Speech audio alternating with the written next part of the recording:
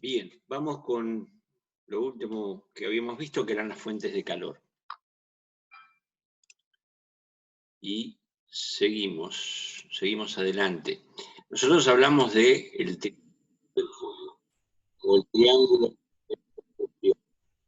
Eh, lo que sigue es el tetraedro del fuego. Es decir, hay un fenómeno que es muy simple. Nosotros teníamos el triángulo, combustible, aire, calor. Cuando se cierran o se juntan las tres cosas, se va a producir el fuego. Ahora, para romper ese triángulo yo tendría que sacar una de las tres cosas. Por ejemplo, si quiero sacar el combustible en un mechero de gas, cierro el paso de gas y el fuego se apaga. Si tengo un fuego de leños prendido fuego y le tiro agua, lo que hago es enfriarlo, le saco el calor y se apaga. Podría en un recipiente que está prendido fuego, un tacho que está prendido fuego, lo tapo con una manta ignífuga o con una chapa o con algo, evito que ingrese el oxígeno y lo apago. Eso se llama sofocación. Tirarle agua es enfriamiento. Sacarle el calor es enfriar. O sea, son distintas formas de sofocar un fuego. Ahora bien, dijimos que para prenderlo necesitaba combustible, aire y calor. Se prendió el fuego. Yo podría sacar el calor, por ejemplo, retirando el fósforo que puse. Sin embargo, el fuego continúa. Esto ocurre porque hay un fenómeno que ocurre dentro del proceso de combustión que se llama reignición continua. Entonces, ese triángulo se transforma en un tetraedro. Aquí es importante tener en cuenta que seguimos teniendo las mismas cosas, es decir, un combustible que se quema, una fuente de calor, una cierta cantidad de aire u oxígeno, y un cuarto factor que aparece que se llama reacción en cadena.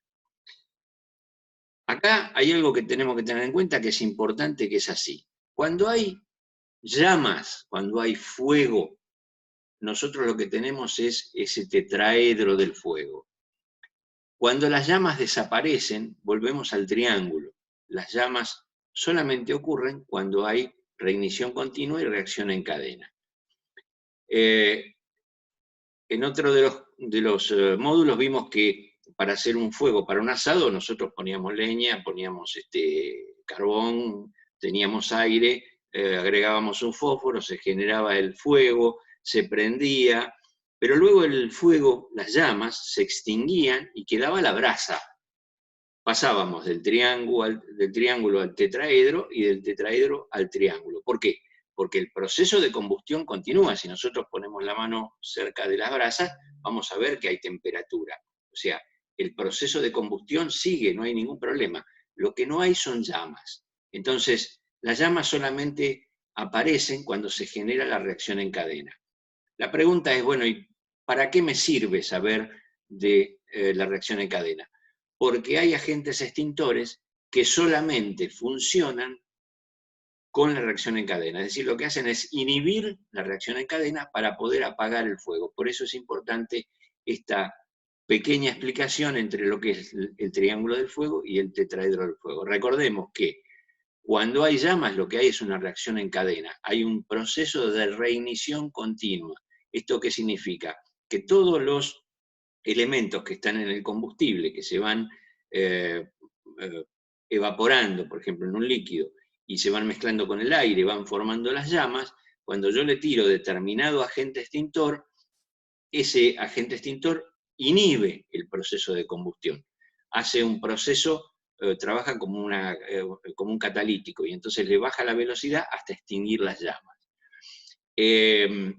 En el caso de una brasa o de un fuego de combustibles sólidos, si yo le tiro agua con un matafuego, con una manguera, le tiro agua para enfriarlo, lo que voy a hacer es bajar la temperatura hasta que la llama desaparezca. Entonces, cada agente extintor tiene determinadas aplicaciones, pero eso lo vamos a ver después. Por ahora me interesa que recuerden claramente la diferencia entre el triángulo de la combustión y el tetraedro del fuego. Este fenómeno lo vamos a explicar con el proceso de desarrollo de un fuego. Miren, todo fuego tiene dos parámetros. Uno es el crecimiento, es decir, con qué velocidad el fuego crece. Lo van a ver en un incendio, en un noticiero. Los incendios arrancan con cosas que normalmente son chiquitas y luego, si no se las controla, van creciendo, creciendo, creciendo hasta destruir todo. Eso ocurre con un segundo parámetro, que es el tiempo. Entonces, el fenómeno en el cual un fuego se desarrolla, ahora primero vamos a explicar lo que sería un fuego de sólidos, ¿eh? Un elemento sólido que se empieza a quemar. Muy bien, tenemos esos dos parámetros, crecimiento, o sea, la velocidad con que se desarrolla el fuego, y el tiempo a través del cual se desarrolla el fuego.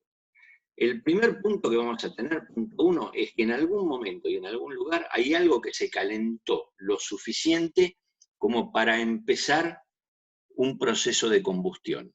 Nosotros ahí todavía no tenemos llama, apenas tenemos un poco de temperatura, tenemos que tener un combustible que sea el adecuado para que se prenda, ese combustible tiene que estar seco, porque si tiene humedad tarda mucho tiempo en prenderse, ese combustible se quema más fácilmente si, por ejemplo, está dividido, está finamente dividido. Supongamos madera. Si yo tengo tablones de madera, lo quiero prender fuego con un fósforo, me va a costar mucho trabajo. Esa misma madera convertida en aserrín se prende fácilmente. Ahí es donde está la diferencia. Luego, hay combustibles que son mucho más fáciles de prender que otros. Hay combustibles que son tremendamente inflamables. Por eso hay combustibles de primera, inflamables de primera, de segunda y de tercera. Hay combustibles que son peligrosos, no peligrosos. Hay cosas que son directamente no combustibles y hay cosas que son refractarias. Acá, en el punto 1, nosotros tenemos lo que sería el origen o el principio de un incendio. Imaginemos que durante una cantidad de tiempo ese elemento va calentándose. Creo que en una de las clases anteriores yo hablé del cable de la plancha y les dije, el cable de la plancha se estaba calentando, no se prendió fuego todavía, sin embargo, alguien que entra y huele el ambiente, lo que va a percibir es que hay olor a quemado. En el primer punto lo que se va a percibir es la destilación de alguna goma, de alguna resina, de alguna cosa, y no va a haber humo, no va a haber fuego, apenas la temperatura va a ser por encima de lo normal, pero se percibe el olor a quemado. Ese es el primer síntoma. Es más, no hay nada que sea un humo oscuro, es algo transparente que ni siquiera se percibe. Si ese proceso no se interrumpe, la temperatura va a seguir subiendo. Y en un determinado momento van a aparecer lo que se llaman los primeros humos de combustión, pero todavía no tengo fuego, se está destilando, es aquello de la destilación pirolítica. Empiezo a tener un humo muy, muy suavecito. Es como que ustedes entran a un lugar y ven que hay como una suerte de niebla, que es un humo blanco, transparente, no hay proceso de combustión todavía. Si yo no detengo este proceso, la temperatura va a empezar a subir rápidamente y en un periodo muy corto, según el tipo de combustible, según el grado de humedad que tenga, según el estado de división que tenga, según el tipo de combustible, va a aparecer en un momento dado la primera llama. Esa llama va a ser pequeña, si nadie la detiene, va a seguir adelante. Ese pequeño proceso, que aquí está representado entre los puntos 4 y 5, podríamos decir que son los primeros 5 minutos de un incendio. Ejemplo, tacho de basura conteniendo papeles. Alguien pasa, tira un pucho adentro, un pucho sin apagar. Esos papeles se van a ir calentando, se van a ir encendiendo y en un momento dado se va a prender. Ese proceso que dura 5 minutos, aproximadamente, es el momento que está pensado para el uso de los matafuegos manuales. Nosotros tenemos repartidos en los lugares de trabajo, en las oficinas y hasta en la casa, lo que se llaman matafuegos manuales, los extinguidores. Ese extinguidor está pensado para ser usado en esos primeros 5 minutos. Si yo no lo uso ahí y ya el fuego se me fue de madre, raramente y difícilmente podré apagarlo con un matafuego manual. Es muy complicado, porque ya empezó a crecer. Por ahí, si tengo 5 o 6, sí lo puedo hacer, pero con uno va a ser difícil.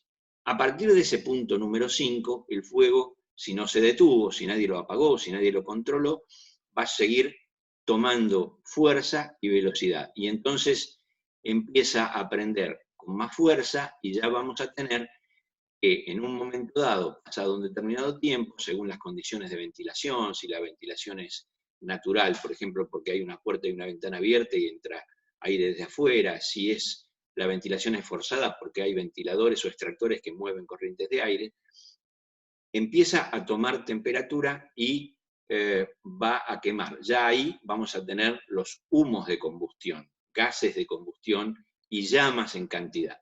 En un determinado tiempo, según cómo se produzca el incendio, entre el punto 6 y el punto 8, si nadie lo controló, todo lo que era capaz de quemarse está prendido fuego. Y se va a seguir quemando hasta que en algún momento dado las llamas no tengan más combustible y comiencen a apagarse lentamente.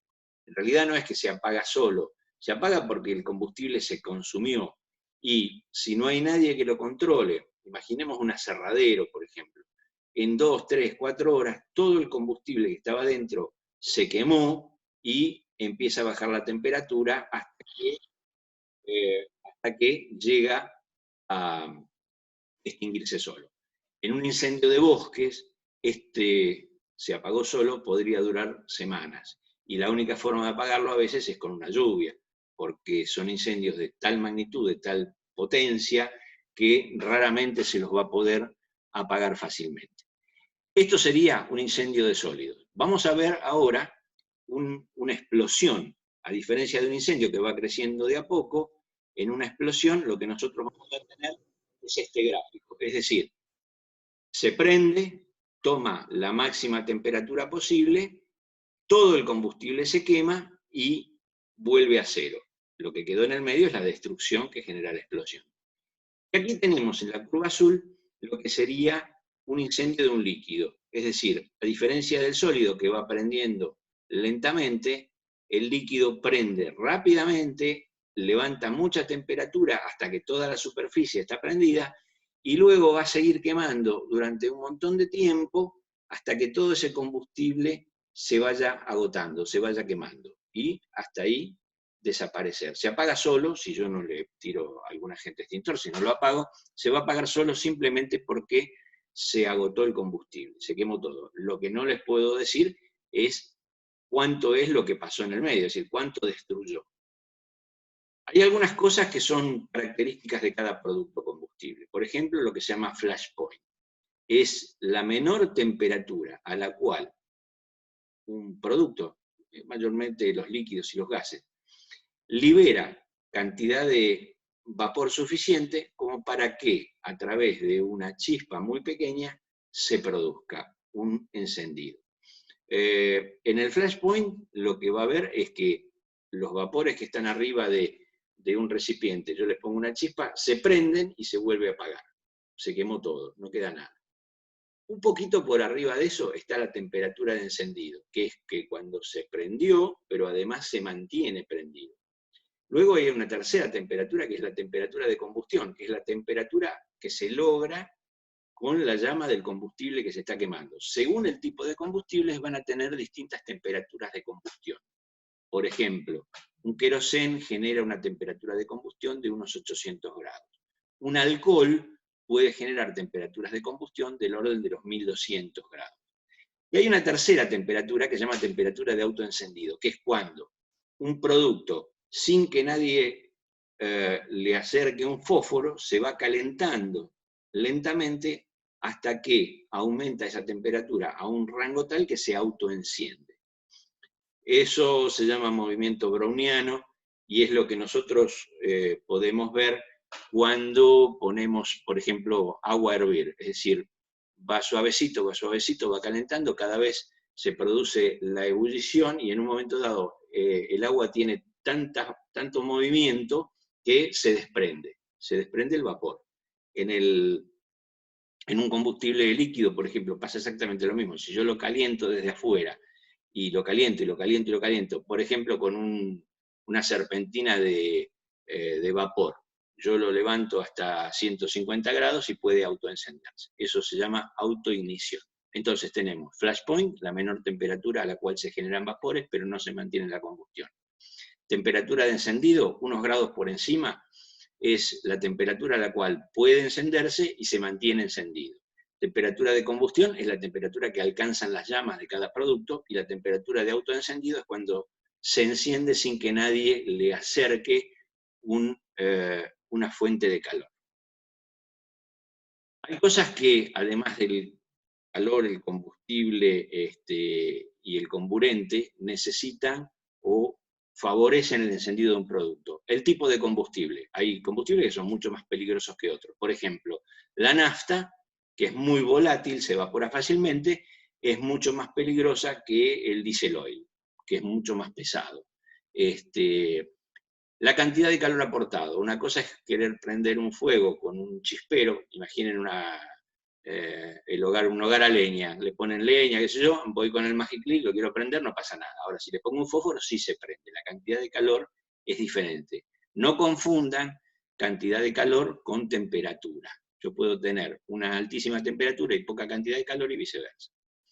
La oxigenación o ventilación. Cuanto más aire, cuanto más entrada de aire tiene un producto, más fácilmente se va a quemar. El grado de humedad es importante. Cortan el pasto, tienen una pila de pasto mojado, lo quieren quemar, le ponen queroseno, no hay forma de quemarlo. Lo dejan 4 o 5 días hasta que el pasto se deshidrate, le tiran un fósforo y se quema enseguida. Por eso aparecen los grandes incendios, por ejemplo, en el sur de nuestro país, en Córdoba o en California, donde en la temporada de verano, cuando hace mucho calor, los grados de humedad son bajísimos. Estamos hablando de humedades del orden del 7%, 12%. Y toda la madera está reseca y está preparada para que al menor chispazo se prenda fuego. El estado de subdivisión. Cuanto más dividido está un material, más fácilmente se quema. Si yo tengo carbón de coque, por ejemplo, que se usan para los altos hornos metalúrgicos, y lo tiro como cascote, le cuesta mucho trabajo prenderse, pero si lo hago polvo de carbón, se quema fácilmente. Y por último, la contaminación del combustible líquido. Yo puedo tener un querosén que tiene adentro un poco de nafta y la temperatura de encendido ya no es la del querosén, sino que será la temperatura de la nafta. Estas 6 cosas son las que facilitan o favorecen el encendido de un producto. Vamos hasta acá y seguimos después con la última parte.